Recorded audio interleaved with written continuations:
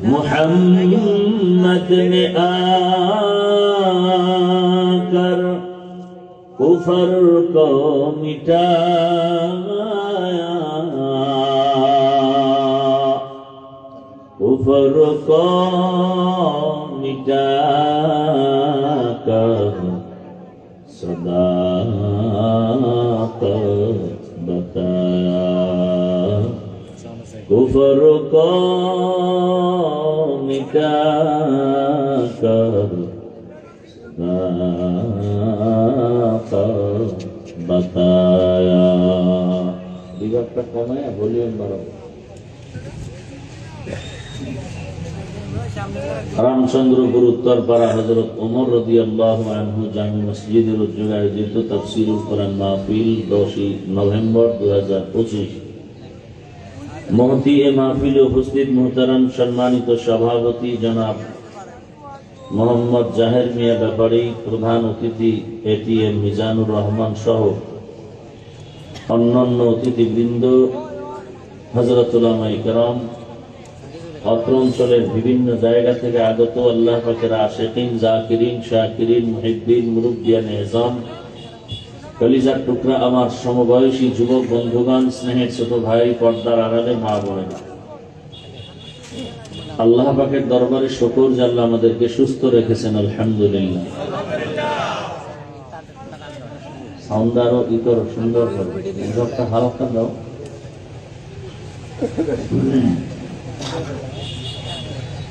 জীবনের এক অমূল্য সম্পদের নাম আমাদের সুস্থতা। টাকা পয়সা, বাড়ি গাড়ি সব আছে, কিন্তু আপনি আমি অসুস্থ, এই জীবনের কোনো দাম। টাকা পয়সা বাড়ি গাড়ি কেমন নাই, কিন্তু আপনি আমি সুস্থ, এর থেকে বড় সুখী আল্লাহ আমাদের এই সুস্থতাকে দায়েমান কবুল করেন। সাইডের বক্সের সাউন্ড উঠাইতে পারতেছেন না কেন? হাজারো লাখো মানুষের ভেতর থেকে বাছাই করে আল্লাহ আমাদেরকে এই ময়দানে বেহেশতের বাগানে হাজির হওয়ার তৌফিক দান করেছেন। আর একবার শুকর আদায় করি, আলহামদুলিল্লাহ।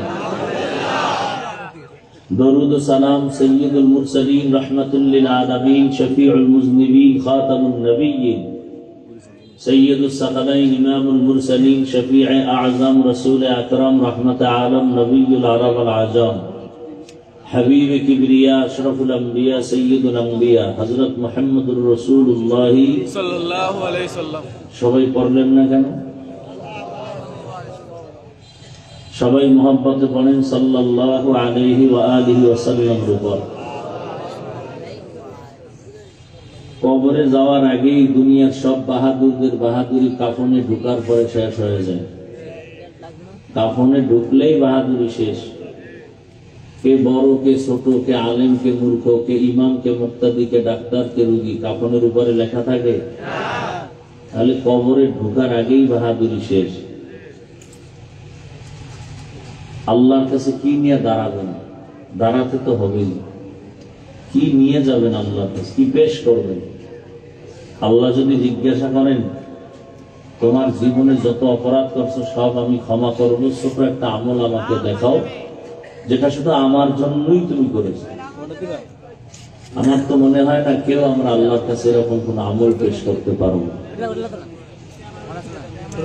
ওই আমল তো নাই, করবো তারও চেষ্টা নাই, বরং যারা করে তাদের বিরুদ্ধে কথা বলবে।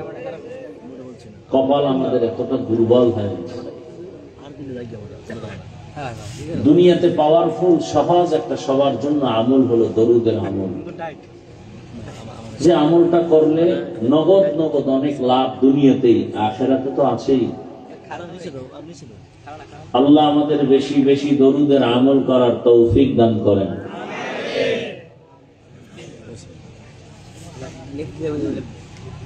কমপক্ষে 300 বার দরুদের আমল করা মুমিনের একটা কর্তব্য।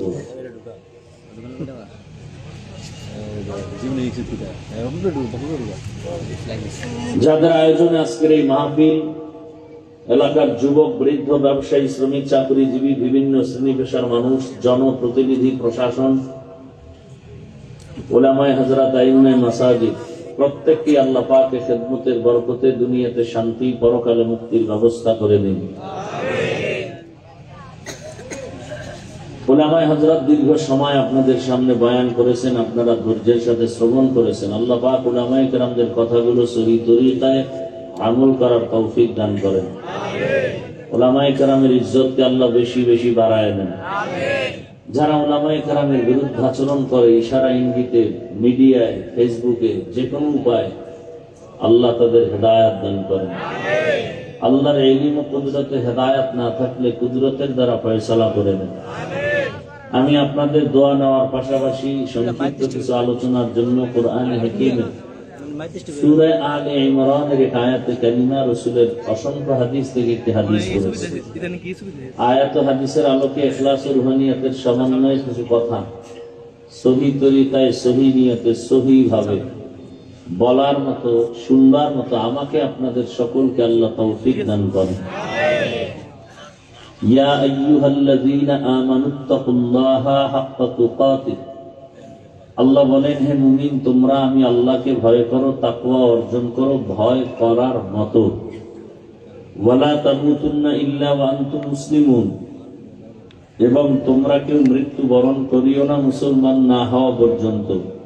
নবীজি বলেন, আলা, সাবধান হে উম্মত, কুল্লুকুম রাইন, তোমরা প্রত্যেকেই দায়িত্বশীল, অকুল্লুকুম মাসউলুন আন রাইয়াতিহি, আল্লাহর আদালতে দায়িত্বের কারণে জবাবদিহিতার কাঠগড়ায় প্রত্যেককেই হাজির হতে হবে। আয়াত হাদিসের তরজমা শেষ। এবার কিছু আপনাদের ধৈর্যের উপরে ব্যাখ্যা। ওয়াজ বয়ান আপনারা শুনতে চাইলে বয়ান করা যায়, না শুনতে চাইলে করার কোনো সুযোগ নেই। এই জন্য ওয়াজ হওয়ার জন্য দুইটা পুঁজির প্রয়োজন, যে দুই পুঁজি না থাকলে ওয়াজ হয় না, শুধু আওয়াজ হয়। এক পুঁজি আল্লাহ পাকের কুদরতের রহমত, আর এক পুঁজি হলো উপস্থিত শ্রোতাদের অন্তরের আকর্ষণ এবং নিরঙ্কুশ মুহাব্বত। আল্লাহ দয়া করবেন, আর আপনাদের অন্তরের ভালোবাসা থাকলে আর ইখলাস থাকলে তখন সেখানে ওয়াজ হবে। বুঝবো কিভাবে ওয়াজ হচ্ছে? একটা অপরাধীকে থানায় নিয়ে পুলিশে বেতের বাড়ি দেয়, কোনো চোখে পানি নেই, কান্না নেই, আর সেই মানুষগুলো কোরআনের বাগানে বসলে, কোরআনের বয়ান শুনে অনায়াসে চোখ থেকে পানি বের হয়। একে মারলো কে? পুলিশ বেতের বাড়ি দিয়ে চোখে পানি আনতে পারে না। কোরআনের বাগানে আল্লাহর প্রিয় বান্দাদের বয়ানে মানুষের চোখে পানি আসে। এটা বোঝা গেল দিল থেকে কথা বের হচ্ছে ক্লাসের সাথে, আর একজনের দিলে গিয়া আসর করতেছে। সে বয়ান তো নাই, সব স্টাইল আর ফ্যাশনে পরিণত হয়ে গেছে। একজন আল্লাহর ওলি বলতেন, বয়ান করা আমাদের পেশা, আর আপনাদের বয়ান শোনা হলো নেশা। বয়ান শুনতে আপনাদের ভালো লাগে তাই শুনে। বলে নামাজ, বলে দিল ঠিক, সব ঠিক, নামাজের কোনো পেরেশানি নেই। এখানে আপনারা হাজির হয়েছেন, কত আল্লাহর বান্দা এখানে আছি, যে ফজর নাই, জোহর নাই, আসর নাই, মাগরিব নাই, এশাও নাই। এরকম আশিক এখানে নাই? আল্লাহ হেদায়েত দান করেন।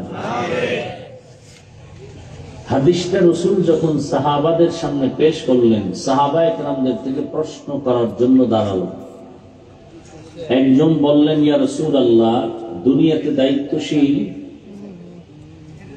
তার দায়িত্বের জবাবদিহিতার কাঠগড়ায় দাঁড়াতে হবে, বুঝলাম, তো দায়িত্বশীল কে এবং কার উপর? নবীজি বিস্তারিত বলে বয়ান করলেন। দুনিয়াতে যে ব্যক্তি একজন গার্ডিয়ানের ভূমিকায় থাকে, তার অধীনে অনেক মানুষ থাকে, ওই মানুষগুলোর জন্য গার্ডিয়ান দায়িত্বশীল। যেমন একজন পুরুষ, সে স্বামী হিসাবে স্ত্রীর দায়িত্বশীল, বাবা হিসাবে সন্তানের দায়িত্বশীল, শিক্ষক হিসাবে ছাত্রদের জন্য দায়িত্বশীল, ইমাম ও খতিব হিসাবে মুসল্লিদের জন্য দায়িত্বশীল, মেম্বার হিসাবে ওয়ার্ডের মানুষের জন্য দায়িত্বশীল, চেয়ারম্যান হিসাবে ইউনিয়নের মানুষের জন্য দায়িত্বশীল, সরকার প্রধান হিসাবে গোটা দেশবাসীর জন্য দায়িত্বশীল, রসুলের ওয়ারিস আলেম হিসাবে গোটা উম্মতের জন্য দায়িত্বশীল। আর একজন সাহাবী বললেন, ইয়া রাসূলুল্লাহ, আমার তো অধীনে কেউ নাই, আমি গার্ডিয়ানও না, আমার মা বাবা ভাই বোন পরিবারের কেউ নাই, আমি একা, আমার কোনো দায়িত্ব আছে? নবী বললেন, হ্যাঁ আছে। বলে কি? বলে আপনি আপনার অঙ্গ প্রত্যঙ্গের দায়িত্বশীল। আল্লাহ দুটো হাত দিয়েছেন, দুটো চোখ দিয়েছেন, কান দিয়েছেন, পা দিয়েছেন, জবান দিয়েছেন। এগুলো আল্লাহ এমনিই বানান না, এগুলোর আলাদা আলাদা ডিউটি আছে। হাতের ডিউটি না করলে আল্লাহর কাছে জবাব দিতে হবে। আল্লাহ কিয়ামতে জিজ্ঞাসা করবেন, হাত যে ডিউটির জন্য দিছিলাম সে ডিউটি কি পালন করছো? তো অনেকে আযাবের ভয়ে মিথ্যার আশ্রয় নিয়ে বলবে, হ্যাঁ করেছে। তখন আল্লাহ পাক তো জানেন সে মিথ্যা বলতেছে। তো আল্লাহ পাক বান্দার জবানকে বন্ধ করে হাতকে বলবেন কথা বলুন। স্বাভাবিক আপনাদের ধারণা হাত কখনো কথা বলতে পারে না, তবে মুমিন হিসাবে অন্তরে কথা থাকতে হবে যে আল্লাহ চাইলে সব পারে। আল্লাহ চাইলে, আল্লাহ কোরআনে বলতেছেন, আল-ইয়াওমা নাখতিমু আলা আফওয়াহিহিম ওয়া তুকাল্লিমুনা আইদিহিম ওয়া তাশহাদু আরজুলুহুম বিমা কানু ইয়াকসিবুন। দস্তগোয়াদ মঞ্চুনি দুজদিদাম, লব্বগোয়াদ মঞ্চুনি বসিদাম, চশমগোয়াদ চিদাম গামজা হারাম, ঘোষগোয়াদ চিদাম সমরুল কালাম। পরিবারটা কমাও, হাত কথা বলা শুরু করবে। সারা দুনিয়ার মানুষের বিবেক বলে কখনো হাত কথা বলতে পারে না, এটা সত্য। কিন্তু এই আকীদা অন্তরে রাখতে হবে যে আল্লাহ কুদরতি ক্ষমতা দিলে পারবে। মরা গাছ কথা বলতে পারে না, আল্লাহ ক্ষমতা দিলে পারবে। বুখারী শরীফের ঘটনা, রহমতের নবী খেজুর গাছের সাথে টেক লাগায় খুতবা পড়েন, মরা খেজুর গাছ। কিছুদিন পরে নবী চাইলেন একটা অন্য মিম্বর বানায় খুতবা পড়বেন, তাই হয়ে গেল।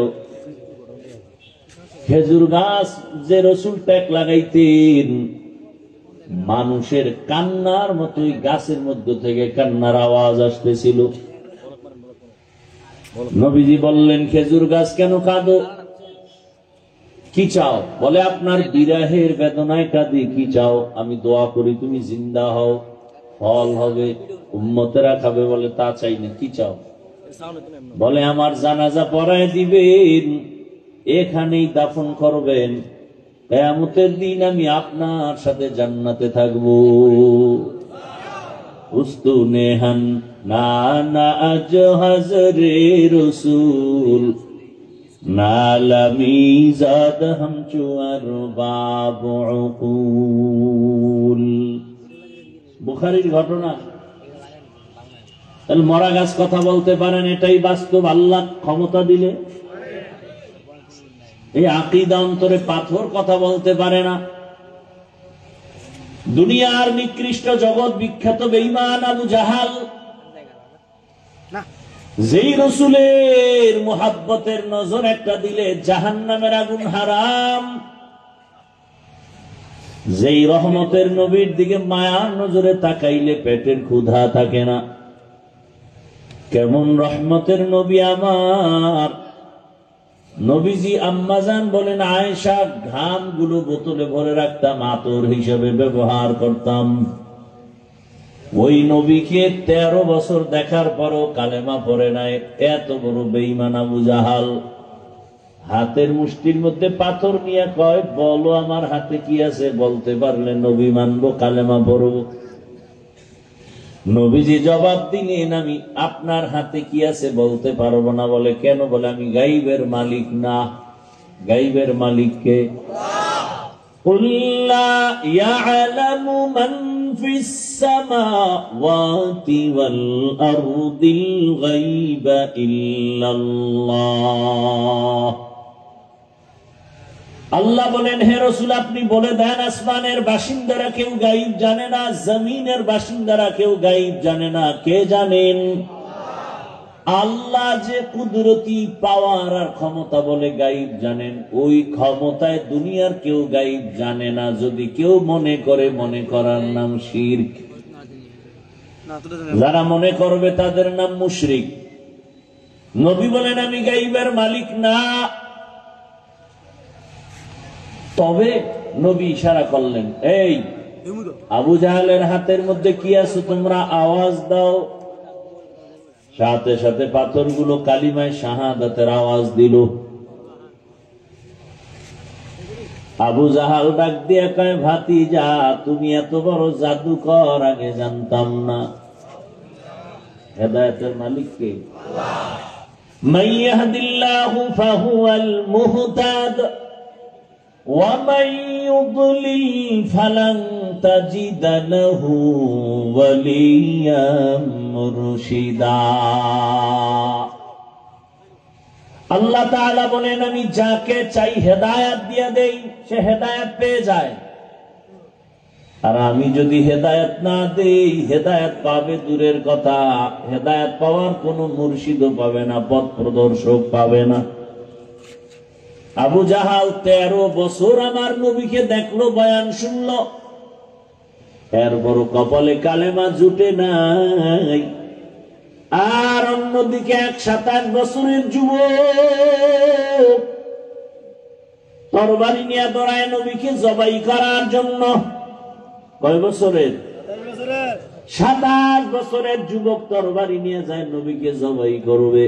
চেহারাটা দেখে তরবারি ফালায়, বলেন রহমতের নবী, বেয়াদবি মাফ করে দেন, বুঝতে পারি নাই, আমাকে কালেমা রশি গলায় পড়ায় দেন।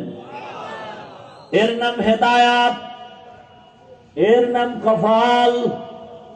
13 বছর বয়ান শুনলো, এক দস্তারখানে খাইলো, কালেমা পড়লো না।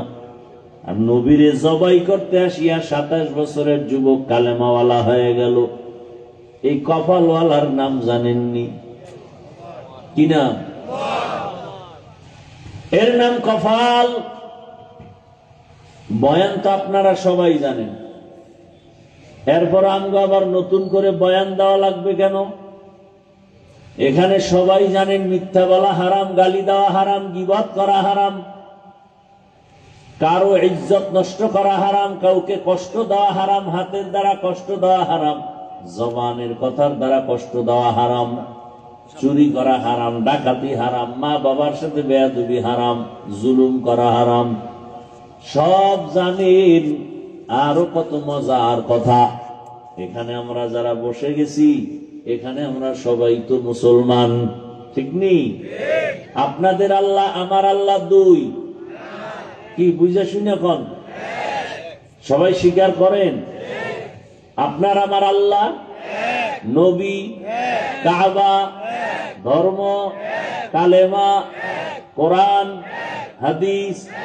দুনিয়াতে আসছি সিস্টেমও কিন্তু না। আপনারা লুঙ্গি পরে আসছেন, বিদায়বেলা কাফনের সংখ্যাও আমারও 3 কাফন, আপনারও 3 কাফন, মা বোনদের জন্য 5 কাফন। আমার সম্মানে একটা কাফন কেউ বাড়াইয়াও দিবে না।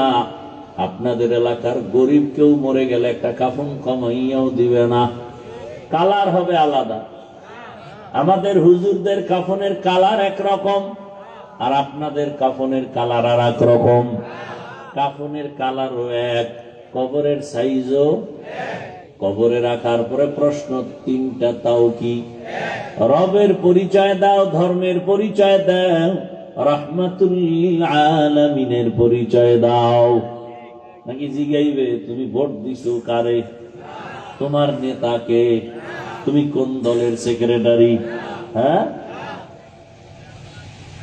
প্রশ্ন হবে 3টা। রবের পরিচয় দাও, ধর্মের পরিচয় দাও, রহমতের নবীর পরিচয় দাও। একই প্রশ্ন আমাকে, আপনাকে, নারীকে, বিধর্মী, মুমিন, সবাইকে। যে জবাব দিবে তার কবর হবে রওজাতুম মির রিয়াজিল জান্নাহ। যে জবাব দিতে পারবে না তার কবর হবে হুফরাতুম মিন হুফারিন নার। তাহলে আল্লাহ এক, নবী এক, কোরআন এক, কাবা এক, ধর্ম এক, কালেমা এক। দুনিয়াতে আসছি এক, কাফন এক, কালার এক, কবর এক, প্রশ্ন সব এক। তাহলে আপনাকে বয়ান করব কেন বলেন? বয়ান তো করবো যারা আল্লাহ চিনে না, নবী চিনে না, কোরআন বুঝে না, হাদিস বুঝে না, হিন্দু, বৌদ্ধ, ইহুদি, খ্রিস্টানকে বয়ান করব, তাদেরকে বয়ান করব দূরের কথা। আপনাদের পেছনে ঘুরতে ঘুরতে ঘুরতে ঘুরতে গাধার মতো, নিজের ঘর বাড়ি পরিবারের চিন্তা নাই, শুধু আমি একা, সব ওলামায়ে কেরাম আপনাদের পেছনে দৌড়ায়। তাবলীগওয়ালাদের মেহনত, পীর মাশায়েখের মেহনত, বক্তাদের মেহনত, জুমার খতিব ইমামের মেহনত, 12 মাস রৌদ্র নাই বৃষ্টি নাই বয়ান চলতেছে। ইমাম সাহেব 24 ঘন্টা আপনাদের নিয়ে ফিকির, তাবলীগওয়ালা আপনাদের নিয়ে ফিকির। তাহলে ওই বিধর্মীকে সময় দিব কখন? দিন রাত্র আপনার পেছনে মেহনত করিয়া কি বলে সবাই? সমস্ত আহলে হক পীর মাশায়েখরা বলে কি? বিড়ি টানো, গাঞ্জা খাও। হ্যাঁ, তাহলে খাঁটি পীরের বিরোধিতা করেন কেন? তাবলীগওয়ালারা কি বলে? বেপরদায় চলো বলেন, তাহলে কেন বিরোধিতা? সবার এক আওয়াজ, আল্লাহর হুকুম মানো, রসুলের আদর্শের মালা গলায় লাগাও, 5 বেলার নামাজ আদায় করো, মা বাবার সাথে আচরণ ভালো করো, শিক্ষকের সাথে ভালো আচরণ করো, মানুষের গালি দিও না, কারো বিরুদ্ধে পেছনে কথা বলিও না, কারো ইজ্জত নষ্ট করিও না, মিথ্যা বলিও না, কারো হক নষ্ট করিও না, কারো উপরে জুলুম করবা না। এই কথাগুলো বুঝায়। এরপরেও কেন আমলের খাতা শূন্যের কোঠায়? এর একটা মাত্র অভাব আমাদের পেছনে কাজ করে, ওই অভাবের নাম হলো তাকওয়া। আল্লাহর ভয় নাই, এই কারণে বয়ান চলতেছে, ফলাফল নাই। একটু আগেই বলছিলাম এখানে এই পরিমাণ মানুষ, কিন্তু ফজর নাই, জোহর নাই, আসর নাই, মাগরিব নাই, এশাও নাই। মোবাইল একটা হাতে নিয়ে ব্যস্ত, এখান থেকে বের হয়ে কেউ বিড়ি টানবে, বাসায় গিয়া দরজা লাগায় সারাটা রাত মোবাইলে গুনাহ করবে। চোখের গুনাহ, হাতের গুনাহ, জবানের গুনাহ, অন্তরের গুনাহ। মনে হয় যেন পুরা ঘরটা জেনার আড্ডাখানা বানায় ফেলছে। বাবাও মোবাইল চালায়, মা মোবাইল চালায়, মেয়ে মোবাইল চালায়, ছেলে মোবাইল চালায়, তাও কোরআনের বয়ান শুনে না, তেলাওয়াত শুনে না, শুধু গুনাহ, চোখের গুনাহ, হাতের গুনাহ, জবানের গুনাহ, অন্তরের গুনাহ। এই কথাগুলো আপনাদের কে বলবে? বলারও মানুষ নাই, শোনারও মানুষ নাই, বিরোধিতা করার মানুষের অভাব নাই। বলবে ভাই বয়ান করবেন, এই কথাবার্তা বলার দরকার কি? ভাইজান আপনাকে কেমনে বুঝাবো? আল্লাহর ওলি একটা সুন্দর উদাহরণ দিতেন। আপনি রাস্তা দিয়ে হেঁটে যান, হঠাৎ দেখেন পানির কূপের পাশে একটা ছোট শিশু বাচ্চা খেলতেছে একা, পাশে বাড়ি, সামনে পুকুর। আপনি জ্ঞানী মানুষ দেখেই তো আপনার মাথা গরম হয়ে যাবে, আরে এই বাচ্চা তো পানিতে পড়ে গেলে মরে যাবে। আপনি আপনার জ্ঞান বিবেক বলবে বাচ্চাটাকে বাঁচাই, দৌড়ায় গেছেন, এই বাচ্চা তুমি এখানে খেলো কেন? তো বাচ্চা তো আর ভালো করে বুঝেও না, ও আপনার কাছে কোলে আসতে চায় না, বরং আপনাকে লাথি দেয়, থুথু দেয়, কামড় দেয়, চিমটি দেয়। আপনি কি করছেন? এটার ধৈর্য শক্ত কইরা পাশে ঘরওয়ালাদের বলছেন, এই বাচ্চা কি আপনাদের? তাড়াতাড়ি নেন। বাচ্চা যখন চিমটি দেয়, গালি দেয়, আপনাকে থাপ্পড় লাথি দেয়, আপনি ছেড়ে দেন? দিবে কেউ? কেন? বিবেক বাধা দেয়। বিবেক বাধা দিয়া বলে না, বাচ্চা তোর চিমটি খাইয়াও তোর এখানে রাখা যাবে না, কারণ তুই যদি এখানে খেলতে খেলতে মজা পাইয়া পড়ে যাও, জীবনের কান্না, তোর মা বাবার জীবনটা বিপন্ন হয়ে যাবে। আমি চক্ষুওয়ালা, বুঝমানওয়ালা, বিবেক দিয়ে তোর এখানে রেখে যেতে পারি না। আল্লাহর কোরআন, রসুলের সুন্নত যাদের কাছে আছে, খাঁটি আল্লাহওয়ালা, তাকওয়ার চশমা লাগায় দেখে, আমি জাহান্নামের কিনারায় বৈশা নামাজ বাদ দিয়ে খেলতেছি, জাহান্নামের গুনার পার্শ্বে বসে আমি রোজা বাদ দিয়ে খেলতেছি, পর্দার লঙ্ঘন করে খেলতেছি, কেমন যেন দাড়ি কামাইতে পারলে মজা, টুপি মাথায় না দিতে পারলে মজা, পার্কে পার্কে দৌড়াতে পারলে মজা, মোবাইল চালাইতে পারলে মজা, গালি দিতে পারলে মজা, গীবত করতে পারলে মজা। এই মজায় মজায় মজায় মজায় এখন আর টুপি ভালো লাগে না, নামাজ ভালো লাগে না, রোজা ভালো লাগে না, তেলাওয়াত ভালো লাগে না। এখন কেমন যেন আমার বয়ানও ভালো লাগে না, আলেমের তেলাওয়াতও ভালো লাগে না, আলেম বয়ান করে মজা লাগে না। কেন? দুনিয়ার এই রং তামাশার খেলার মজা। যারা তাকওয়াওয়ালা তারা পাগল হয়ে গেছেন। এই মানুষগুলোকে জাহান্নামের পাশে রেখে যাওয়া যায় না। পাও ধরে ধরে সবাই বলে, আপনারা গালি দেন হুজুর খারাপ, এরপর ইমাম খারাপ, তারপরও তারা গালির জবাব দেয় না, বরং বিনয়ের সাথে নরম হইয়া কথা বলি, মনে হয় যেন আপনার টাকার কেনা গোলাম। পাও ধরে ধরে বলি, ভাই নামাজ ছাড়িয়েন না, পর্দা করেন, মা বাবার খেদমত করেন। একটা গালি দেই না, উঁচু কণ্ঠে কথা বলি না, রাগের ভাষায় বলি না, দুই একটা কথা যদিও জানতে বের হয় আবার বলি, ভাই রাগ করছেন নি, দয়া করে মাফ করেন, আল্লাহর কাছে মুনাজাতে ক্ষমা চাই। এর একটাই মাত্র কারণ, আল্লাহর মহব্বতের বান্দারা চায় না কেউ জাহান্নামের কিনারায় বয়ে খেলবে। কারণ আপনি তো বুঝতেছেন না, আপনি তো মজা পেয়ে গেছেন। আল্লাহ না করুন যখন এই অবস্থায় যদি আজরাইল এসে হাজির হয়, জাহান্নাম ছাড়া কোনো উপায় আপনার হবে না। আল্লাহ কোরআনে বলেছেন, ইন্নাল আবরারা লাফি নাঈম ওয়া ইন্নাল ফুজ্জারা লাফি জাহিম। যে নেক আমল করবে তারা জান্নাতের পথিক, যারা গুনাহ করবে তারা জাহান্নামের পথিক। কে জান্নাতি কে জাহান্নামী বলা যাবে না, তবে কাজের কারণে বলা যাবে জাহান্নামের পথে আছে কে, জান্নাতের পথে আছে কে। ও আমার যুবক, পর্দার আড়ালের মা বোনেরা, বৃদ্ধ বাবাজিরা, আল্লাহ পশুকে ভালো মন্দ যাচাই করার বিবেক দেন নাই, মানুষকে দান করেছেন। আল্লাহর দেয়া বিবেক দিয়ে একটু চিন্তা করেন। আল্লাহ পাক রব্বুল আলামিন একটু চিন্তা করেন, দুনিয়াতে কেন পাঠাইছেন? সূর্যের আলো কার? জমিন কার? এই যে ঘুমাই আমরা, সবাই ঘুমাই রাতে বা দিনে, রাতে তো আর ঘুমায় না, মোবাইলের হক আদায় করে। দিনের বেলা যারা ঘুমান, ঘুম কিন্তু মরা। আমরা দোয়াও করি, মরার দোয়া, আল্লাহুম্মা বিসমিকা আমুতু, তোমার নামে মরলাম। আবার ঘুম থেকে উঠিয়া দোয়া পড়ি, আল্লাহ আলহামদুলিল্লাহিল্লাযী আহইয়ানা বা'দা মা আমাতানা, মরার পরে তুমি আমাকে জিন্দা করছো, তোমার শুকর। ও আল্লাহর বান্দারা, এই ঘুমের মধ্যে মানুষ মরেনি।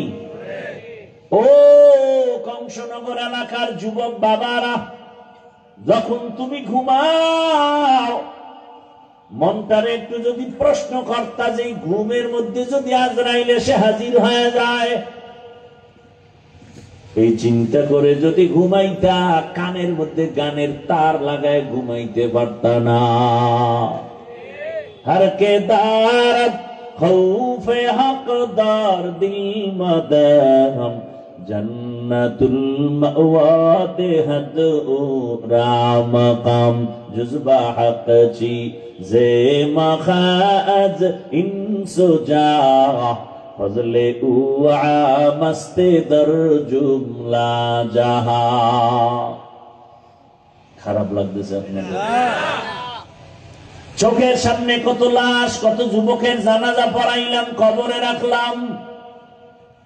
ও আমার কলিজার যুবক, এখন তুমি সুস্থ, কালকে এমন সময় হতে পারো তুমি হসপিটালের রোগী, হতে পারো কবরের বাসিন্দা। রে বাবা, হায়াতের কোনো গ্যারান্টি নাই। ইদানিং কালে যত লাশ দেখি বেশিরভাগ যুবক। ও কুমিল্লার মুসলমান, এটা কুমিল্লা জেলা না? কুমিল্লা জেলার একটা থানার নাম বলবো না, ওই থানার একটা যুবক সন্তান দীর্ঘ 8 বছর বিদেশ করে টাকা নিয়ে বাড়ি আসছে, ডুপ্লেক্স একটা দোতলা বিল্ডিং বানাইছে। আগামী শুক্রবার বিল্ডিং উঠবে, মাত্র 2-3 দিন বাকি। ডে নাইট মিস্ত্রি লাগায়, দ্রুত কাজ করায়। বিল্ডিং এর পাশে একটা টিনের ঘর, রাতে ওখানে থাকে। আর মিস্ত্রি দিয়া কাজ করায়। শুক্রবার উঠবে, হুজুরদের দাওয়াত দিছে, এলাকার গণ্যমান্য সবাইকে দাওয়াত। ওর 8 বছরের কামাই সব বিল্ডিং এ। মাত্র 2 দিন বাকি, শুক্রবার দোয়া পড়ায় উঠবে। ঠিক ওই সময় ডিসেম্বর মাস, একটা তুফান হয়েছিল, চিত্রাং নামের তুফান। কি নামের? চিত্রাং নামের তুফান। ওই টিনের ঘরের ভিতরে একটা চকি, চকির উপরে একটা ছোট বাচ্চা, এর যুবক আর তার স্ত্রী ঘুমানো। ওই তুফান চলছে সারা রাত ব্যাপী পুরা বাংলাদেশে। ওই তুফানে একটা বড় গাছ পইরা পুরা টিনের ঘরে পইরা 3 জনের বুকের মাঝখানে চাপ লাগলো, জায়গায় 3 জন নাই। আর বিল্ডিং পরে রইল। এলাকার মানুষ পর্যন্ত কান্না করেছে। এই যুবক এত সুন্দর ব্যবহার, কারো সাথে কোনোদিন চোখ গরম করে কথা বলে না। এলাকার মানুষ কান্না করেছে। এই কি মাওলার কুদরত! মেয়েও নাই, স্ত্রীও নাই। কয়েকদিন আগে ফেসবুকের গোলাম বাবারা দেখো নাই? বিদেশ থেকে আসছে টাকা স্বর্ণ নিয়া, এয়ারপোর্টে গেছে পরিবারের সবাই আগায় আনতে। গাড়ির মধ্যে নিয়ে যখন বাড়িতে রওনা, কাছাকাছি যাওয়া মাত্র ড্রাইভার, গাড়িটা পানির মধ্যে পড়ে গেছে। বাচ্চাও মারা গেল, স্ত্রী মারা গেল। সাংবাদিকের সামনে এসে কান্না করে, স্বর্ণ আনলাম, টাকা আনলাম, আমার কপাল কেন এত খারাপ। মানুষ বিবাহ করে খাইয়া না খাইয়া পরিবার নিয়ে এক জায়গায় থাকার একটা আনন্দ তাও পাইলাম না। বিদেশে গেলাম টাকা কামাই করার জন্য, আজ আমার কপাল কেন খারাপ। বাড়ির কাছাকাছি আইসা আমার হাতের উপর আমার বাচ্চাটা মরে গেল। আমার স্ত্রী আমার চোখের সামনে চলে গেল। এখন আমি কোথায় যাব? আমার ঘরের আনন্দ আমাকে কে দিবে? আমার বাচ্চাও নাই, ঘর সুন্দর করে সাজানেওয়ালা স্ত্রীও নাই। ও বাবা, গত বছর মাহফিল চলছে, এবারও চলে, আগামীতেও চলবে। হিসাব মিলাও, গত বছর এই প্যান্ডেলে যারা ছিল অনেকেই দুনিয়ায় নাই। কি আগামী বছর বয়ান চলবে, হয়তো এখান থেকে অনেকে বিয়োগ হয়ে যাব। ভাইজান, আমি একটু আগেই বলছি বয়ান আপনারা জানেন, আরো শুনতে পারবেন। আমার কথাগুলো একটু খুব সাদা সিধা কথা, কিন্তু একটু চিন্তা করেন না ভাই। পশুকে আল্লাহ চিন্তা করার মেধা দেন নাই, মানুষকে দিয়েছেন। দুনিয়ার পিছনে তো কম দৌড়াইলেন না, মনের ঝাল মিটাইয়া দৌড়াইছেন আশা পূরণ করার জন্য। মনে মনে ভাবছেন পার্কে গেলে জানি কি মজা, মনে মনে ভেবেছেন যুবক দাড়ি কাটার মধ্যে কি মজা, ক্রিকেটারের লাইনে চুল কাটলে কি জানি মজা, মেয়েদের নাচ গান দেখলে কি জানি মজা, সারা রাত মোবাইল চালাইলে কত জানি মজা। এই মজা তো কম নেও নাই, এখনো কি আশা পূরণ হয় নাই রে বাবা? তাহলে আমাকে বলো, তোমার আর কতদিন পার্কে পার্কে দৌড়াইলে আশা পূরণ হবে? তারপরে তুমি তওবা করবা। আর কতদিন মনের আশা পূরণে দাড়ি কাটা লাগবে? তারপরে মনের আশা পূরণ হবে বলো? ও আমার কলিজার যুবক, তোমার মতো যুবক আর কত সারা রাত মোবাইল চালাইলে তোমার আশা পূরণ হবে কতদিন পরে বলো? এবং এই কথাটাও বলো, তোমার হায়াতের বাকি আছে আর কতদিন? আর বাকি কতদিন বলো? 1 সপ্তাহ পরে সিঙ্গাপুরে যাবে, ভিসা হয় না হয়ে গেছে। ফুটন্ত গোলাপের মতো চেহারা, কলিজার যুবক, মাত্র 1 সপ্তাহ পরে ফ্লাইট টিকিট কাটাও শেষ। এখন সবার সাথে একটু আনন্দ কথা বলে চলে যাব। সকাল 8টার সময় এক বাড়ির সামনে বন্ধু এসে টেলিফোন করছে, চল একটু চা পান করে আসি, চল।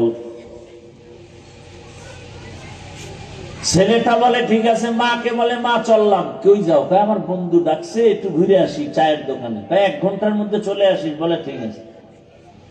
যুবকদের মরণাস্ত্র 2টা। কয়টা? 2টা। এক মরণাস্ত্র দৃশ্যমান, আর একটা অদৃশ্যমান। প্রত্যেকটা যুবক চায় অনেকদিন হায়াত পাবো, কিন্তু অস্ত্র নিয়ে ঘুরে দ্রুত মরার নাম হলো বাইক।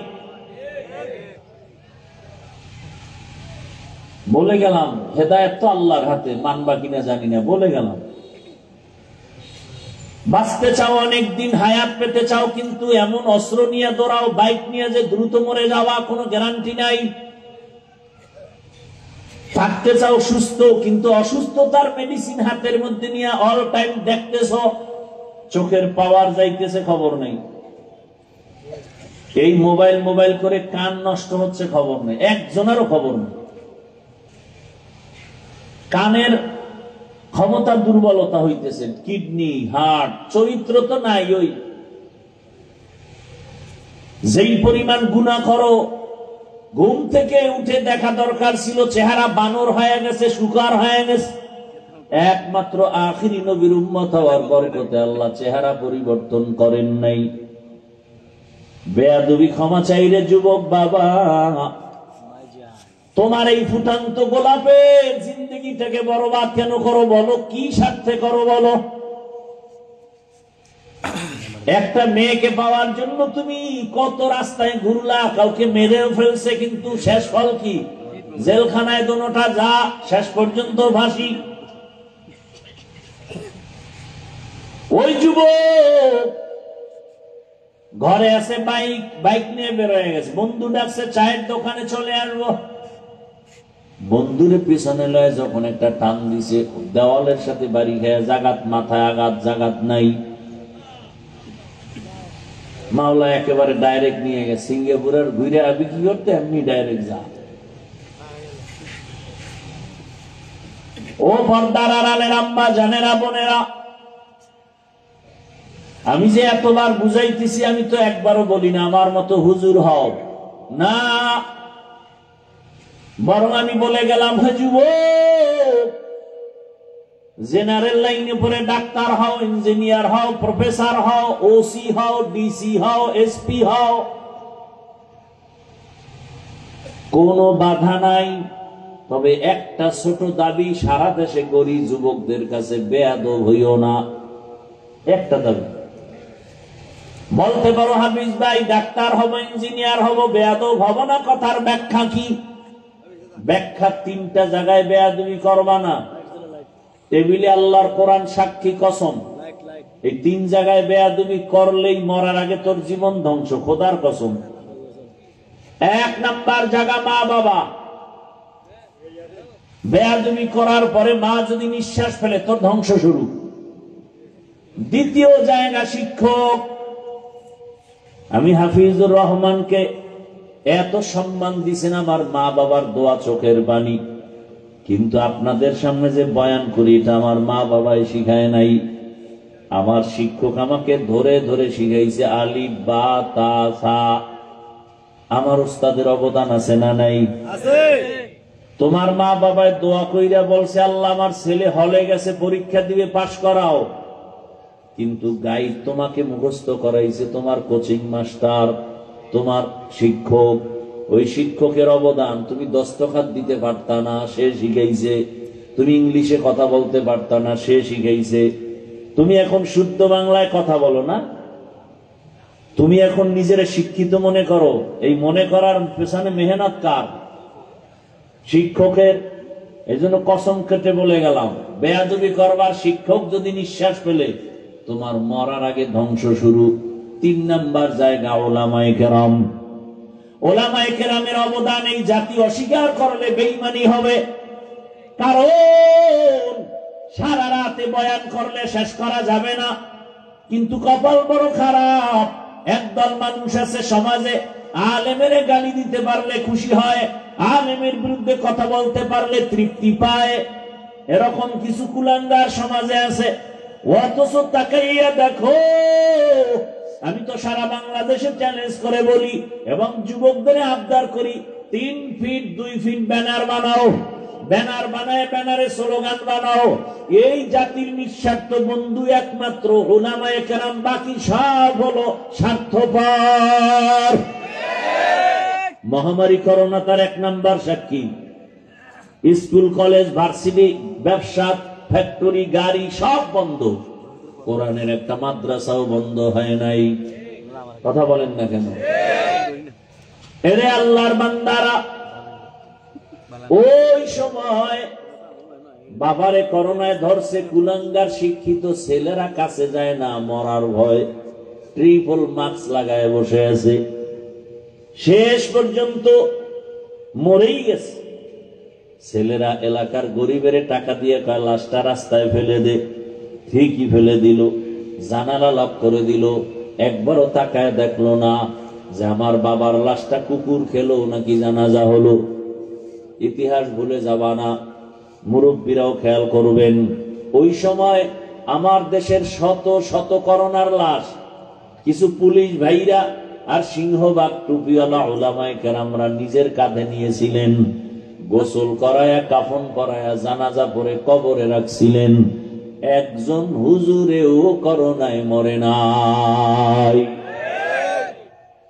ভাইরা আমার, নগদ একটা উদাহরণ এভাবে দেই। সরকারি বেসরকারি চাকরি যারা করে তাদের ডিউটি 8 ঘন্টা, নিম্নে বেতন ধরেন 20,000, টেবিলের নিচে আরো কত মুক্তা পাওয়া যায়, পাওয়া যায় না? বেতন 20,000 নিম্নে, টেবিলের নিচে আরো হারাম শুকর আছে কত। এগুলো না থাকলে আঙ্গুল ফুলে কলা গাছ হবে কিভাবে?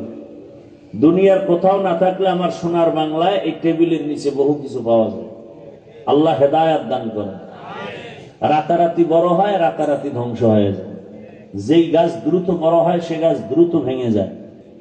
হারাম টাকার বিল্ডিং, এখন আর বিল্ডিং থইয়া দূরে ঘুমান লাগে কেন? বিল্ডিং করলে তুমি আরামে ঘুমাও, বলে না হারাম টাকার বিল্ডিং তো কপালে নেই। আল্লাহ হেদায়াত দান করে। তাহলে 8 ঘন্টা ডিউটি, বেতন নিম্নে 20,000, এমনি হেমনে তো অনেক টাকা। এবার আপনারাই বলেন, আপনাদের অত্র অঞ্চলের মসজিদের ইমাম সাহেবদের ডিউটি কয় ঘন্টা? আপনারা বলেন কয় ঘন্টা? কি সবাই বলেন না? জানেন না? নামাজে যায় না, জানবে কেন?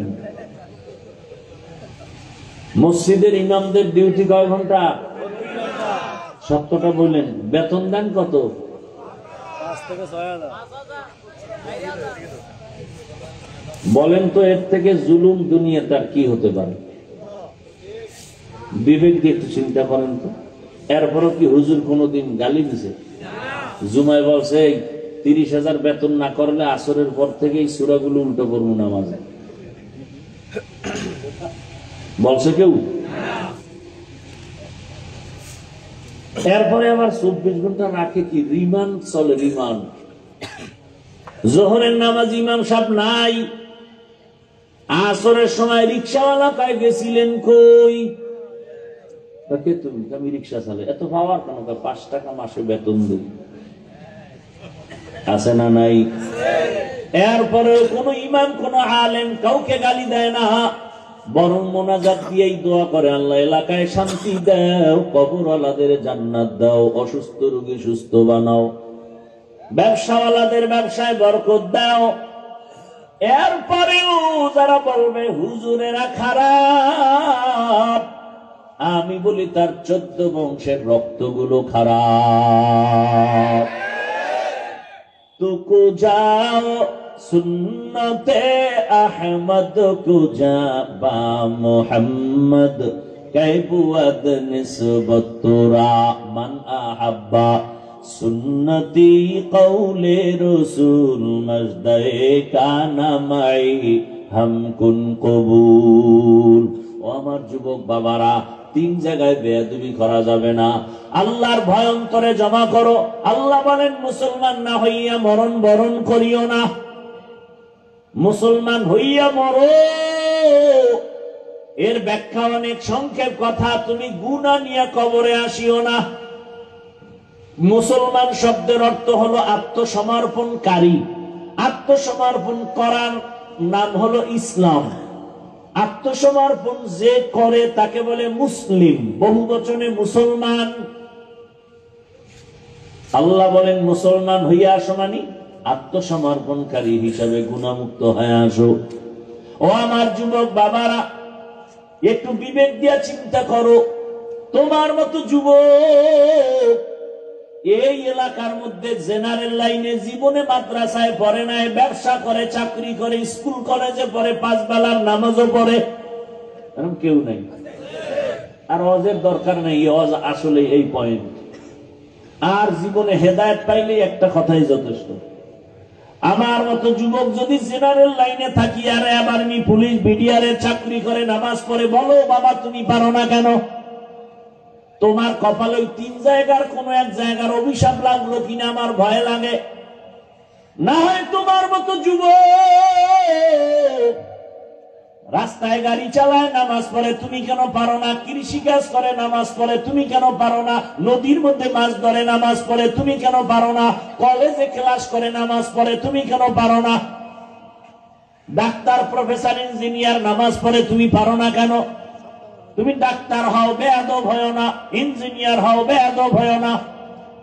ডাক্তার হইয়া বেয়াদবি করলে তাসলিমার মতো জুতার বাড়ি খেয়ে জমিন থেকে পালাতে হবে। ভাইরা আমার, অনুরোধ, মনটাকে বুঝাবার কিচ্ছু দরকার নাই। আমি চাই বাবা তোমার সম্মান আল্লাহ অনেক উপরে উঠায়া দিক। তোমার মধ্যে সেই মেধা আছে, তুমি নষ্ট করো কেন? একটা যুবকের মেধা দিয়ে পুরা দেশ চালানো সম্ভব, কিন্তু সেই মেধা নষ্ট করো কেন বাবা? লেখাপড়া করে, গবেষণা করে একটা জায়গায় যাও, ডাক্তার হলেও যেন পুরা দেশবাসী তোমাকে চিনে। ডাক্তার জাকির নায়েক তাওয়াঙ্গ দেশের না, অথচ গোটা দুনিয়া তাকে চিনে।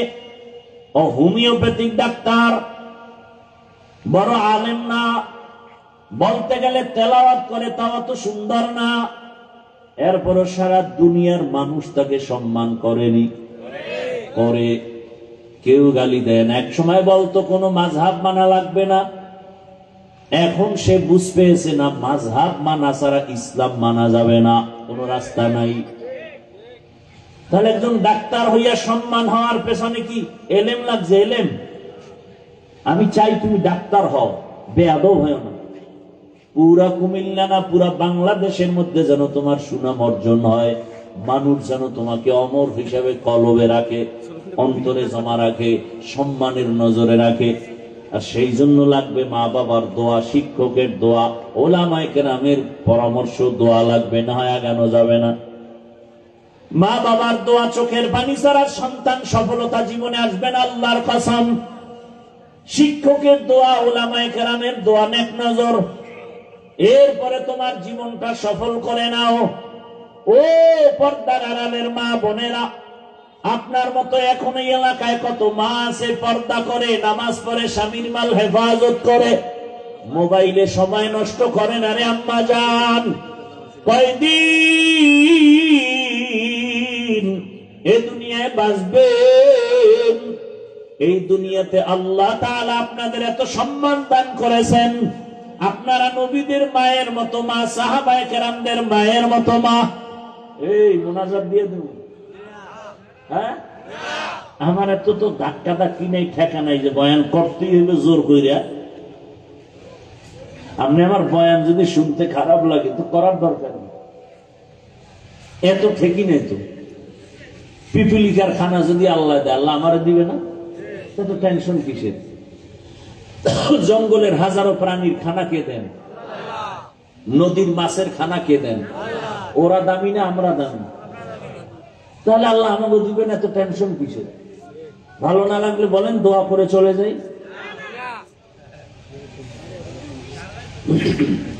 উঠা বসা করেন কেন? ব্যারাম কেন? ব্যারাম না, আসলে ওই যে শুরুতে একটু বলছিলাম না, কপাল। আবু জাহেল আর ওমরের কথা বলছি। এটা এমন একটা জায়গা, বিছনাটা 3rd ক্লাসের বিছনা, নরমাল, এর থেকে দুনিয়াতে নরমাল বিছানা নাই, কিন্তু এটার দাম কত? রসুল বলেন আল্লাহ এইরকম একটা মজলিস আরশে আজিমে ফেরেশতা দিয়ে মিলাই বলছে, এবং ওখানে আমাদের গুণগান বলতেছেন। শেষ ফলে আল্লাহ ঘোষণা দিচ্ছেন এই প্যান্ডেলে যারা বসছে ওদের সব গুনাহ মাফ। এই জন্য প্রায় বলি এ সমস্ত জায়গা যদিও থার্ড ক্লাসের বিছানা, যেখানে আসতে কপাল লাগে, কপাল এখানে বসতে কপাল লাগে, মোনাজাত দিয়ে যাইতে কপাল লাগে, সবার কপালে হয় না। শুরুতেই বলছিলাম পুলিশে মারে কাঁদে না, কোরআনের বাগানে বয়ান শুনে মানুষের চোখে পানি, ওরে মারে কে, ও কাঁদে কেন?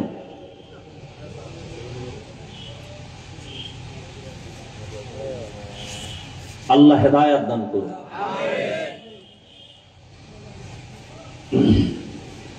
ভাইরা আমার কথা উল্টা পাল্টা হইতেছে মনে হয় না? যদি উল্টা পাল্টা মনে করতে আয়াত দিয়ে দেন, বক্তাকে আয়াত দিয়ে দেবেন যে আপনি এত এই 5টা আয়াতের ব্যাখ্যা করবেন, এই সূরার ব্যাখ্যা করবেন। তো 10 জন বক্তা 10টা 10 দুগুণ 100 আয়াতের ব্যাখ্যা হয়ে যাবে আলাদা আলাদা। মানুষ কোরআনও শুনলো, বয়ানও শুনলো। কিন্তু সাধারণ কিছু চালাক মানুষ আছে, ওদের অন্তর হলো খারাপ। ওরা মনে করে কি তাফসীর করলে বুঝি আমগো বিরুদ্ধে যাবে না। বড় চালাক কিছু খারাপ মানুষ আছে, মনে করছে কোরআন দিয়ে কথা বললে বুঝে, আরে বেটা কোরআন দিয়ে বয়ান করলেই তো আমার সুদখোরের বিরুদ্ধে আগে বলতে হবে। কোরআন কি সুদখোরের পক্ষে, ভোটচোরের পক্ষে, দুর্নীতিবাজের পক্ষে, হ্যাঁ, গণতন্ত্রের পক্ষে? আমি যদি এখন কোরআন দিয়ে বয়ান করি গণতন্ত্রের বিরুদ্ধে বলতে হবে, কথা বলা। আমি যদি কোরআন দিয়ে বয়ান করি বেনামাজির বিরুদ্ধে বলতে হবে। আমি এখন কোরআন ধরে ধরে বয়ান করি তাহলে রাজনীতির পক্ষে বয়ান করতে হবে, ইসলামের রাজনীতি। দে আমারে তোরা সবটি যুবকরা চালাক যেটি হেটি বাংলা কোরআন লো, এবার আমি আরবিটা শুনাই রাজনীতি কত প্রকার কি কি বুঝায় যায়।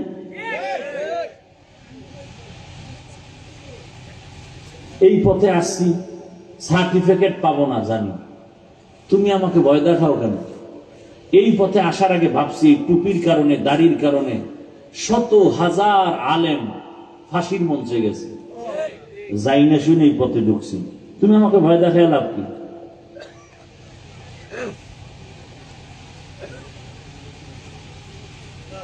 বারোটা বছর না 16, 17, 20 বছর মাদ্রাসায় ডাউলের পানি আটার রুটি খাইয়ে কষ্ট করে করে জান উজানি জান, আমার খবর নেন কি কষ্ট করে লেখাপড়া করছি।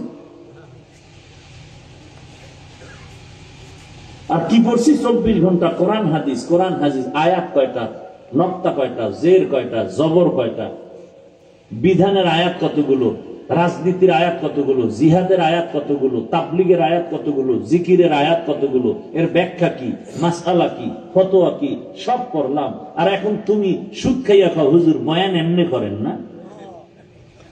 আল্লাহ সারাইছে আমার সামনে না, কানের পর্দা ফাটাই দিতাম জাগা। আল্লাহর শুকরে পর্যন্ত এই বেদুমি আমার সামনে পড়ে নেই। আল্লাহ হেদায়েত দান করুন। তোমার থেকে বয়ান শিখতে হবে না? এই মঞ্চটা কি রাজনীতির মঞ্চ? তাহলে রাজনীতির বক্তব্য হবে কেন? যদি তাই হয় তাহলে আমিও তো কোরআন হাতি নিয়ে রাজনীতির রস করব, বাধা কেন? কথা বলেন না কেন? মসজিদ রাজনীতির মসজিদ, সেখানে ভোট চাই কেন? যদি তাই হয় তো ইমাম সাহেব রাজনীতির বয়ান করবে কোরআন দিয়া, কারণ পৃথিবীতে শ্রেষ্ঠ রাজনীতি ইসলামী রাজনীতি, পবিত্র রাজনীতি ইসলামী রাজনীতি। আল্লাহর কসম, যতদিন পর্যন্ত জমিন ইসলাম কায়েম হবে না ততদিন পর্যন্ত চাপাবাজদের আওয়াজ শুনবি, শান্তি কপালে আসবে না। কসম আল্লাহ, আমার ইসলাম তো কি বলে দুর্বল না যে একটা আছে আর একটা নেই। পৃথিবীতে যত নীতি আছে সব নীতির শ্রেষ্ঠ নীতি ইসলামের নীতি। পৃথিবীতে অর্থনীতি আছে, ইসলামেরটা শ্রেষ্ঠ। পৃথিবীতে সমাজনীতি আছে, ইসলামের সমাজনীতি শ্রেষ্ঠ সমাজনীতি। পৃথিবীতে রাজনীতি আছে, ইসলামের রাজনীতি শ্রেষ্ঠ রাজনীতি। সুলাইমান নবী গোটা দুনিয়া পরিচালনা করছেন। বলেন যারা কোরআন বুঝেন না, স্বাভাবিক বুঝেন, করছেননি, জানছেন, কোনদিন শুনছেন? এই ঘটনা কোরআনে আছে। ইউসুফ নবী মিশরের অর্থমন্ত্রী হয়ে দেশ চালাইছেন, জানেননি? ঘটনা কোরআনে আছে। আমার কোরআনটাকে আপনি দুর্বল বানাই দিলেন কেন, যে কোরআনে রাজনীতি নেই? এই কথা আপনি বললে আমার কোরআনটা আপনি দুর্বল বানাই দিলেন না? আমার কোরআন তো দুর্বল না, আমার ইসলাম তো দুর্বল না। হ্যাঁ, আপনি রাজনীতি করেন না, আমি বর্তমান বাংলাদেশের ইসলামী রাজনীতির কোনো দায়িত্বে না, তার মানে কি আমি কোরআনের রাজনীতির বিরুদ্ধে? না, ইসলাম আমার আসল, সব কথার মূল কি? ইসলাম। আমার ইসলাম যেটা বলে এটা আমি সমর্থন করতেই হবে। যেমন এখানে আপনারা অনেকেই আছেন নামাজ পড়েন না, নাই? নামাজ না পড়া এক জিনিস, নামাজ পছন্দ না করা আর এক জিনিস। যে নামাজ পড়ে না সে মুমিন, যে পছন্দ করে না সে তাজা বেঈমান। যে দাড়ি রাখে না মুমিন, কিন্তু যে দাড়ির বিরোধিতা করবে সে বেঈমান। যে পর্দা করে না সে মুমিন, যে পর্দার বিরুদ্ধে কথা বলবে সে বেঈমান। ইসলামী রাজনীতি করেন না, আপনার ঈমান আছে, আপনাকে গালি দেওয়া যাবে না, কিন্তু বিরোধিতা করলে আপনি বেঈমান।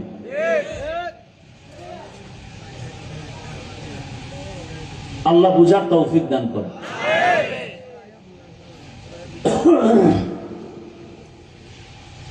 আমি ঠান্ডা মাথায় যুবকদেরকে কিছু কথা বুঝাইতে চাই যে ওনার ডাক্তারি লাইনে থাইকেও যেন আল্লাহকে ভুলে না যায়। আমার থিম হলো এইটা, যে একটা ছেলে জেনারেল লাইনে থাইকেও যেন আল্লাহ রসুলকে ভুলে না যায়।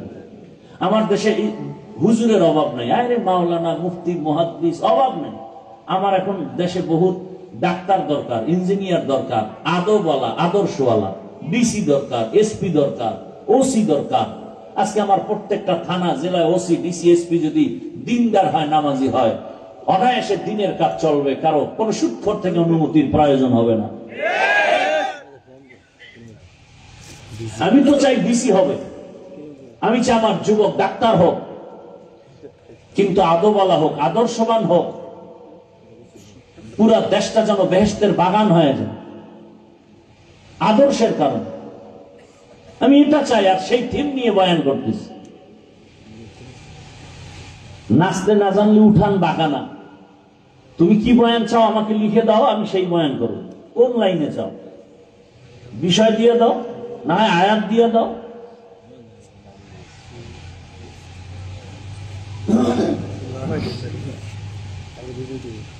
বলে কেচ্ছা কাহিনী রস করি। পৃথিবীতে কেচ্ছার শ্রেষ্ঠ কিতাব হলো কোরআন শরীফ। তোমার জানা আছে? খবর আছে? পৃথিবীর শ্রেষ্ঠ কিচ্ছা কাহিনীর কিতাব প্রথম হলো কোরআন, দ্বিতীয় হলো হাদিস। তোমার তো খবরই নেই। আল্লাহ আমাদেরকে হেদায়েতের দৌলত দান করেন। সম্মান দেয়ার মালিককে আল্লাহ। আল্লাহ আল্লাহ যাকে দিবে সম্মান স্থায়ী। আর একদল মানুষ আছে ওরা টাকা দিয়ে সম্মান কিনে, যেমন ভোটের আগের রাত্রে আপনারা সম্মান কিনবে কেউ, আর আপনারা বিক্রি করবেন, করবেন না? যে আমার কবরওয়ালা বাপ মার গোষ্ঠী শুদ্ধ সম্মান দিয়ে দিলাম, ভোর রাত্রে টাকার বস্তা পাঠাবি, ওই টাইমটা বরকতের টাইম। কি ভোট দেবে একজন ব্যক্তি, একটা ভোট দিবে, 10 জায়গায় বিক্রি করব। তুই ভোটের আগে যারা টাকা খাইবা এদেরকে আমি বলি তোমরা বাথরুমে ঢুকে 10 গ্রাম পায়খানা খাইব, আর কুমিল্লা শহরে গিয়ে হালাল সাবান দিয়ে কুলি কইরো, গন্ধ শেষ।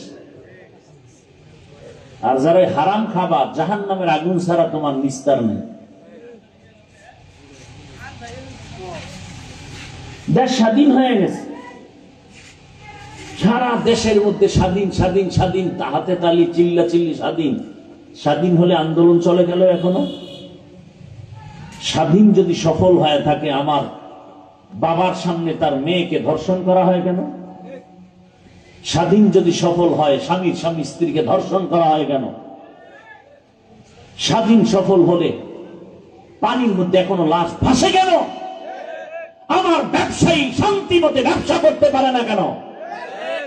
বোঝা গেল সফল স্বাধীন হয়নি। প্রস্তুতি নাও, আর এক স্বাধীন করতে হবে, সেই স্বাধীন হবে ইসলামের স্বাধীন। আরে কথা সত্য কসম আল্লাহ, শান্তি ইসলাম ছাড়া কোনদিন কেউ দিতে পারবে না, পারে নাই। ইসলাম কি বলে দেখেন তো, ইসলাম কি বলে? একজনের সাথে দেখা হলেই কি দাও? সালাম মানি। শান্তি। সালাম মানি, তাহলে আমি বললাম আসসালামু আলাইকুম, অর্থ কি? তোমার উপরে শান্তি বর্ষিত হোক। সেও কি বলল? ওয়ালাইকুম আসসালাম, আপনার উপরে শান্তি বর্ষিত হোক। দুই দিক থেকে যখন শান্তির দোয়া চলে, মাঝখানেও শান্তি নাই। ইসলাম কি বলে? এই বড়রা, ছোটদেরকে মায়ার নজরে দেখো। ও ছোটরা, বড়দেরকে সম্মানের নজরে দেখো। আল্লাহর কসম, আমার দেশের সব বড়রা যদি ছোটদেরকে মায়ার নজরে দেখে, বাংলাদেশে একজন বড়রাও ছোটদের উপরে জুলুম করবে না। করবে? মায়ার নজর থাকলে জুলুম করবে। আবার ছোটরা যদি বড়দেরকে সম্মান করে, কোনোদিন বেয়াদবি করবে না। শান্তি। ইসলাম বলে কর্মচারী কাজ করে, ঘাম ঝরার আগে বেতন দাও। আর শ্রমিক দিবস পালন করা লাগবে। আমাদের দেশে মে দিবস পালন হয়, পহেলা মে শ্রমিক দিবস, অথচ শ্রমিকের অধিকার এখনো ঠিক মতো পায় না। ইসলামে এত শান্তি। গালি দেওয়া যাবে না, ইসলাম। গীবত করা যাবে না, ইসলাম। মিথ্যা কথা বলা যাবে না, এর নাম ইসলাম। কারো হক নষ্ট করা যাবে না, কারো উপরে জুলুম করা যাবে না। ইসলাম কত সুন্দর। কারো একটু জিনিস না জিজ্ঞাসা ধরাও যাবে না, ইসলাম। বাবায় ছোট বাচ্চা নিয়ে গেছে, কথার কথা কংসনগর বাজারে। ফলের দোকানে গিয়ে কয়, ভাই আপেল, কমলা, লিচু নিব, বেদানা নিব। এমনি বাচ্চা মানুষ তো, ও ফট করে একটা ধরো একটা আঙ্গুর ধৈর্য মুখে দিয়ে ফেলাইছে। এখন সম্মানিত বাবার তো মাথা খারাপ হয়ে গেছে, ইজ্জতে লাগছে। ফল টল কেনা বা আগে আইতেছি বাড়িতে, পরে পরে কিন্তু মাথা গরম হয়ে গেছে, আমার ইজ্জত নষ্ট। বাসায় গিয়ে কয় বউরে, এই তুমি কোনদিন কি অন্যের ঘরের কোন জিনিস না জিগে খাইছো? বউ কয় না, কয় হ্যাঁ খাইছো। নাহলে আমি খেয়েছি, নাহলে আমার বাচ্চা এরকম হবে কেন? কিন্তু বিবি বোঝো, আমি জীবনে কোনোদিন কারো জিনিস না জিজ্ঞাসা করে ধরি নাই। এবার দেখো ভেজালটা তোমার মধ্যেই থাকতে পারে। স্ত্রী কয় মনে পড়ে না, মনে পড়ে না। হঠাৎ একদিন পরে মনে পড়ছে, আমাদের বাবার বাড়ি থাকতে পাশের বাড়িতে একটা গাছ ছিল, বড়ই গাছ। ওই গাছের ডালা আমগো বাড়িতে ঝুলা রাখছিল, পড়ছিল। ওখান থেকে একটা বড়ই ছিল না জিগে খাইয়া বলছি আমি। হ্যাঁ, কাম তো ওখান থেকে বাইজে গেছে। ভাইরা আমার, বড় কঠিন হালাত। ইসলাম কত সুন্দর। যাকাত দাও ধনীরা, যাকাত আদায় করো, গরিবের হক আদায় করে দাও। ইসলামে বলে অর্থনীতি নেই। আল্লাহর জাতের কসম, পৃথিবীতে শ্রেষ্ঠ কল্যাণমুখী অর্থনীতি হলো ইসলামী অর্থনীতি। এটা জানে না। ইসলামী অর্থনীতির মূল একটা পয়েন্ট হলো যাকাত। ইসলামী অর্থনীতির এক পয়েন্ট হলো হালাল ব্যবসা। ইসলামী অর্থনীতির এক পয়েন্ট হলো মানুষের কর্জে হাসানা দাও। এলাকার গরিব বড় লোকের আমার 5,000 টাকা ধার দিবেন, সামনে ঈদ আসতেছে, জামা কাপড় কিনবো, 1 মাস পরে দিব। নাই নাই নাই নাই, বড় লোক নাই। কানে কানে কয় সুদে দিবেন। কয় লাখ নিবি? আছে না নাই? জিন্দেগি মে বন্দেগি তু করনা হে, जिंदगी में बंदगी तू करना है, जिंदगी पे बंदगी शर्मिंदा है, जिंदगी पे बंदगी शर्मिंदा है। यहाँ हम सब मुसाफिर, दिल ना लगा, अहले दिल की नजर से रूह करता जा।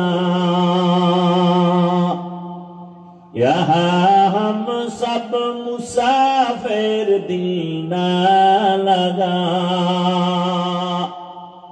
अहले दिल की नजर से रूह करता जा शाह दौलत सब फकीर गर नेक नेहे शाह दौलत सब फकीर गर नेक नेहे जिंदगी में बंदगी तू करना है जिंदगी में बंदगी तू करना है जिंदगी पे बंदगी शर्मिंदा है जिंदगी पे बंदगी शर्मिंदा है जिंदगी में बंदगी कुन बंदगी बंदगी पे जिंदगी शर्मिंदगी भाईरा আমার ও আমার পর্দার আড়ালের মা বোনেরা আপনাদের এত মর্যাদা বলতেছিলাম এত মর্যাদা আপনারা আলেমদের মায়ের মতোই তো মা আপনারা তো আয়েশা রাদিয়াল্লাহু আনহার মতোই নারী খাদিজা রাদিয়াল্লাহু আনহার মতোই নারী এরে আম্মা জান এই জমিনের মধ্যে আল্লাহর এক বড় দুশমন ছিল ফেরাউন জানেননি তার স্ত্রীর নাম কি বলেন এরে আম্মা জান এত বড় বেঈমান ফেরাউন ও ঘরে আসিয়া কত বড় দামি আল্লাহর নবী বলেন কিয়ামতের দিন জান্নাতে আসিয়ার সাথে আমার সাথে বিবাহ হয়ে যাবে সুবহানাল্লাহ না কিয়ামতের ময়দানে মানুষগুলো বেকার হয়ে যাবে নবীদের কান্নার আওয়াজ সূর্যের গরম ওই সময় জান্নাতের 8টা দরজা খুলিয়া 4 জন নারীকে বারবার ফেরেশতারা ডাকবে হিসাব লাগবে না আসো কয়জন এর মধ্যে একজন হবে ফেরাউনের স্ত্রী আসিয়া রহমতের নবী বলেন কিয়ামতের ময়দানে জান্নাতে আমার সাথে আসিয়ার বিয়া হয়ে যাবে কত বড় বেঈমান ফেরাউনের ঘরে থেকে আসিয়া আমার আল্লাহকে কেমন ভাবে রাজি করায় নিলেন এরে আব্বা জান আপনার স্বামী তো ফেরাউনের মতো খারাপ না আপনি নামাজ পড়লে তো বাধা দেয় না পর্দা করলে বাধা দেয় না বরং কত স্বামী নিজে নামাজ না পড়লেও প্রশংসা করে আমার স্ত্রী বড় ভালো নামাজি ও আম্মা জান এখনো কি তওবা করবেন না দুনিয়া কিছুই না চলে যাবেন তো একদিন বিদায় হবেন কেউ নাম নিবে না তবে ভালো একটা আদর্শবান সন্তান যদি রেখে যেতে পারেন জীবনটা ধন্য হয়ে যাবে ওই ফেরাউনের ঘরে থাকি আসিয়া আমার আল্লাহকে এত ভাবে আপন বানায় নিয়েছেন এর পেছনে কারণ কি এত বড় বেঈমানের ঘরে আল্লাহর পেয়ারা বান্দি তার কারণ কি বলে সোহবতে সা লে তোরা সা লেকুনা সোহবতে তা লে তোরা তা লেকুনা একমাত্র কারণ সোয়া লাগছে মুসা নবীর খেদমত আসিয়া মুসা নবীর খেদমত করছে না সোয়া লাগছে আল্লাহ তাআলা হেদায়েতের দরজা খুলে দিলেন ফেরাউন একদিন অগোচরে দাঁড়ানো আসিয়া দেখে নাই জবান থেকে আল্লাহর নাম বের হয়ে গেছে ফেরাউন শুইনা খায় আসিয়া কারে ডাকলি বলে আমার রব এখন আর গোপন রেখে লাভ কি আমার রব বলে মিশরের রব তো আমি তুমি মিশরওয়ালার রব কিন্তু তোমারে যিনি বানাইছেন তিনি আমার রব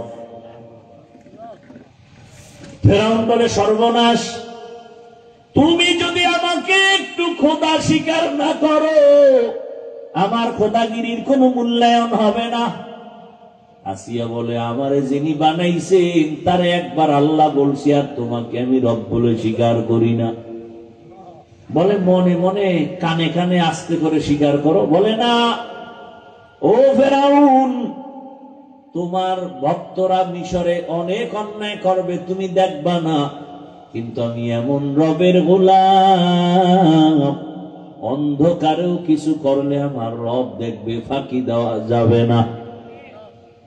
ফেরাউন দেখলো পালা উল্টা পাল্টা, আসিয়া তো নরমই হয় না। হামানের বলে বুঝাও, বুঝাইয়াও পারে না। শেষ পর্যন্ত ফেরাউন গরম হয়ে গেল, আসিয়ারে আর শান্তি দেওয়া যাবে না। এক আল্লাহরে মানার কারণে ওই ফেরাউন এবার আসিয়ার খানা বন্ধ, ঘুমের বিছানা বন্ধ। আসিয়াকে এখন একের পরে এক অত্যাচার। এক পর্যায়ে আসিয়া যখন নতুই হয় না, আসিয়া বলে জীবন আমার আল্লাহর জন্য, আমি মরে গেল আমার কালেমার রশি গলায় লাগাইয়াই মরে যাব। ফেরাউন কয় আসিয়া শেষ চান্স দিলাম, না মানলে তোমার শুলিবিদ্ধ হবে, ফাঁসি হবে। আসিয়া বলে ফাঁসির মঞ্চে যাব, টেনশন নাই। শেষ পর্যন্ত তাই হলো, ফাঁসির তারিখ হয়ে গেল। মিশরের ময়দানে কোটি মানুষের ভিড়, ফেরাউনের স্ত্রীর ফাঁসি হবে। আসিয়াকে যখন রশি লাগায় বেঁধে নেওয়া হয়, আসিয়া চোখের পানি ছেড়ে কান্না করে। ও পর্দার আড়ালের আম্মা জানেরা খেয়াল করেন, ও আমার যুবক বাবারা, কয়দিন আর দুনিয়ার রং তামাশায় ঘুরবা, জীবনে তো কম ঘুরলা না, নামাজ কম সারলা না, বেপর্দায় কম চললা না, মোবাইলে গুনাহ কম করো নাই, এখনো কি তওবা করবা না? আল্লাহর কোরআনটা কি মিথ্যা মনে করেছ? নবীর কথা কি মিথ্যা মনে করেছ রে বাবা? ওই তোমার চোখের সামনে আমরা নবীর আদর্শ মানিয়া চলার কারণে না খাইয়া তো কেউ আমরা মরি নাই, সম্মান কমে নাই, ইজ্জত কমে নাই। ও যুবক, আল্লাহ পাক ইজ্জতের মালিক, হায়াতের মালিক, রিজিকের মালিক। আসিয়া কান্না করে। ফাঁসির মঞ্চে যখন নেওয়া হয়, হঠাৎ তাকায় দেখি রাস্তা দিয়া পয়গম্বর মুসা নবী হেঁটে যায়। আসিয়া ডাক দিয়া কয় জামানার নবী, আপনি জানেননি আমার কি হালাত? মুসা নবী বলে হ্যাঁ জানি। বলে এখন আমার ফাঁসি হয়ে যাবে, দোয়া করবেন। তবে আর একটা কথা জানতে চাই, আপনি যে বারবার আল্লাহর কাছে কথা বলতে যান, একটু বলেন আমার আল্লাহ এই মুহূর্তে আমার উপরে খুশি না বেজার? মুসা নবী বলে আসিয়া, তোমার উপরে আমার আল্লাহ বড় খুশি হয়ে গেছে। এই কথা শুই না আসিয়া একটা চিৎকার দিয়া আসমানে দুইটা হাত উঠাইয়া এইভাবে বলতেছে কোরআনের আয়াত, ক্বালাত রব্বি ইবনিলি ইনদাকা বাইতান ফিল জান্নাহ। আল্লাহর কাছে বলে হে মালিক, এত বড় ক্ষমতাওয়ালার ঘরে থাইকেও খানা খাইতে পারি নাই, ঘুমানোর জায়গা আমারে দেয় নাই। ও আল্লাহ, তোমার কাছে বিদায় বেলা একটা দাবি, দুনিয়ার বাড়ি চাই না, গাড়ি চাই না, খানা চাই না, জান্নাতের মধ্যে তোমার পাশে একটা ঘর বানাইয়া দিও, একটা ঘর জান্নাতে বানায় দাও। আসিয়া কথা বলিয়া কান্না করিয়া মোনাজাত দিয়া ফাঁসির মঞ্চে যাবে। হঠাৎ করে আসমানে তাকাইয়া আসিয়ার কান্না বন্ধ, এখন হাসতেছে। ফেরাউন বলে আসিয়া এত কঠিন মুহূর্তে তুমি হাসো কেন? এতক্ষণ কান্না করেছো। আসিয়া ডাক দিয়া কয় ফেরাউন তুমি জানো না, তুমি দেখো না, আমি আল্লাহর মহাব্বতে ধৈর্য ধারণ করার কারণে তুমি আমারে খানা দাও নাই, ঘুমানোর মতো আমারে বিছানা পর্যন্ত দাও নাই, দুনিয়ার এমন কোন কষ্ট নাই যে আমাকে দাও নাই, আমারে পানি পর্যন্ত পান করতে দাও নাই। আমি আমার মালিকের কাছে কিছু চাইছি, আমার মালিক সাথে সাথে দিয়ে দিছেন। বলে কি দিছে? বলে আমি মালিকের কাছে চাইছি জান্নাতে, রবের পাশে একটা জান্নাতে ঘর দিব। আমি এই ঘরটা এখনো তাকায় দেখতেছি, ছবি দেখা যায় সে জান্নাতের। আর আমারে খানার কষ্ট দিছো, লক্ষ লক্ষ ফেরেশতা আসমানে অপেক্ষায় আছে, রবের মোলাকাতে আমাকে নিয়ে যাবেন, স্বাগতম দেওয়ার জন্য অপেক্ষায়। ওই জান্নাত দেখে মনটা ভরে গেছে, আমি ওই খুশিতে আমি এখন হাসতেছি। আসিয়া ফাঁসির মঞ্চে গিয়া হাসতে হাসতে জীবনটা দিয়া দিল। ও পর্দার আড়ালের আম্মা জানেরা, ও বৃদ্ধ বাবাজিরা, যুবক বাবারা, কয়দিন আর দুনিয়া কিছুই না, চোখের সামনে সব মিথ্যা রে বাবা। আজকে এখানে বয়ান করতেছি, বয়ান শুনতেছি, কালকে যদি তুমি ঘুমের থেকে উঠার সময় আর উঠতেই না পারো, মা যদি ডাক দিয়ে দেখে সন্তান সাড়া দেয় না, শরীরে টাচ করে দেখবে পুরা শরীরটা ভরব আর শক্ত, মায়ের বুঝতে আর বাকি নেই, একটা চিৎকার দিয়া বলবে তোরা কে কোথায় আছো, আয়, আমার বাবায় নাই। আমারে মা বলিয়া ডাকদার বাবায় নাই, চুমু খাবে আর বলবে আসো, আমারে আর কে আম্মু বলে ডাকবে, এখন আমি বড় একা। বাবায় টেলিফোন করবে, ইমাম সাহেব কোথাও যাবেন না, আমার ছেলে মরে গেছে, তাড়াতাড়ি জানাজা হবে। কাউরে বলবে বাজারে যাও কাফন কিনার জন্য। এ যুবক, তুমি তাকায় দেখবা গায়ের গেঞ্জিটা সবাই বেলেট দিয়া কেটে রাখবে, হাতের ঘড়িটা আর একজনে দিয়া বলবে ঘড়ি হাফিজুর রহমানের নাই, ঘড়ি এখন আমার। তোমার আপন বন্ধুটা মোবাইলের নাম্বার ডিলিট করে বলবে আমার বন্ধুও নাই, নাম্বার রেখেও লাভ নাই। কার পিছনে ঘুইরা ঘুইরা দাড়ি কাটছো, কার পেছনে কি পাওয়ার আশায় গিয়া গিয়া আজকে নামাজ ছাড়ছো। ওরে যার পিছনে ঘুরিয়া আমার মাওলারে ভুলিয়া গেছো, দেখো সে তোমার কতক্ষণ আপন। স্বার্থে আঘাত লাগলে দেখবা ছুরিটা তোমার গলায় লাগাইতে দেরি করবে না। এখন তো শত্রু লাগে না কাউকে মারার জন্য, বরং দলের লোক দলের মানুষের মেরে ফেলে, বন্ধু বন্ধুকে হত্যা করে ফেলে। ও আমার যুবক বাবা, ও মা বোনেরা, বৃদ্ধ বাবাজিরা, কার পিছনে ঘুরিয়া কি পাওয়ার আশায় নামাজ ছাড়লেন, টুপি ছাড়লেন, ইসলাম ছেড়ে দিলেন, নবীর আদর্শ ছাড়লেন। এখনো পায়ে হাত রেখে বলি জাহান্নামের ভয় তওবা করেন, মনে মনে আল্লাহকে ডাকেন, হে মালিক, জীবনে তো গুনাহ কম করি নাই, আমার গুনার খবর আমার মা বাবা ভাই বোন কেউ জানে না, জানলে তো আমারে সম্মানের মহাব্বতের নজরে দেখতো না। ও আল্লাহ, আপনি কত দয়ার মালিক, এত গুনাহ করার পরেও আপনি জানেন, দেখছেন, এরপর রাগ করে পানি বন্ধ করেন নাই, খানা বন্ধ করেন নাই, সম্মানের জায়গা থেকে ফেলে দেন নাই। আজকে তওবার নিয়ত করলাম, আর নামাজ ছাড়বো না, আর দাড়ি কাটবো না, বেপরদায় চলবো না। মা বাবার দোয়া নিয়া, শিক্ষকের দোয়া নিয়া, ওলামায়ে কেরামের দোয়া পরামর্শ নিয়া নবীজির আদর্শ মেনে চলবো। তওবা করার মতো যদি কারো অন্তর তৈরি হয়, মুনাফিকি যদি অন্তরে না থাকে, খাঁটি তওবার নিয়ত যাদের আছে, দুটো হাত